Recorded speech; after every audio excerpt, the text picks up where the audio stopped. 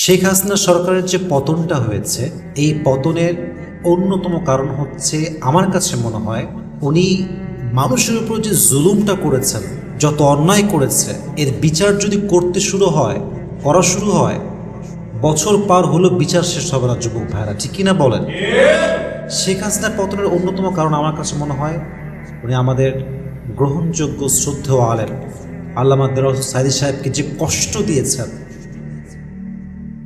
যেই জুলুম করেছেন, মিথ্যা মামলা দিয়ে, মিথ্যা অপবাদ দিয়ে, রাজাকারের ট্যাগ লাগিয়ে, যদি এটার বিচার এই দেশে করা হয়, মানুষ মনে পাইলে, মানে যদি পায়, কোনো রকম জনগণ মানুষ ওনাকে পায়, টুকরা টুকরা করে ফেলে মানুষ বিচার ছাড়া, ঠিক কিনা বলেন যুবক ভাই?